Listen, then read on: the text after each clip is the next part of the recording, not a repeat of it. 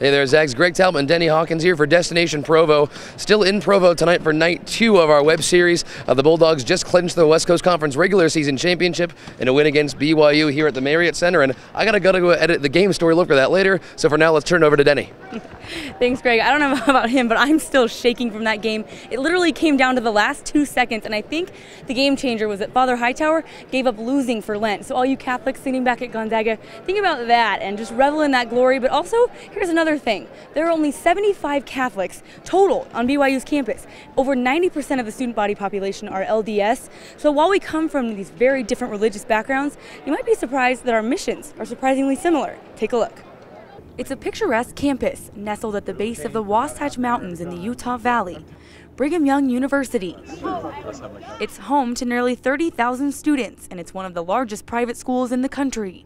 And walking around, it's hard to find anyone on this campus who isn't Mormon. It's a really big part of the school. Being Mormon and being LDS is like a big part of who you are. Perhaps it's BYU's defining characteristic, and students embrace it. Having people with similar values, similar morals to me, I guess makes me feel more comfortable, makes me feel like I fit in. Every Sunday, more than 30,000 people come together to celebrate their faith on campus. People go to church in the testing center, they'll go to church in chemistry labs. So because there are so many of us, we have to make do with what we have. And so campus on Sunday is a bunch of church services. But it's not just about celebrating, it's also about sharing. More than 75% of men at BYU take 2 years off of school to serve on a mission. Missionaries travel around the world to teach others about the importance of faith and service. It was the most amazing experience of my life. So what's the worst experience at BYU? Walking up the stairs of death. At Gonzaga, we complain about the 94 stairs that walk us up to the 4th floor of College Hall.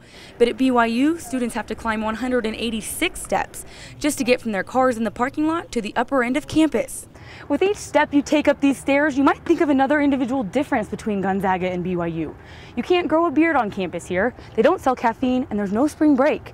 But once you get to the top, catch your breath and look around, you'll see we aren't that different after all. Everybody's super willing to help each other all the time. Like wherever you go, everybody's just, opening doors for each other, picking up garbage for each other. It is a community and almost like, I don't know, a family. Like you feel connected to the people that you go to school with. Even 30,000 strong, BYU boasts a tight-knit community with a mission that sounds oh so Jesuit.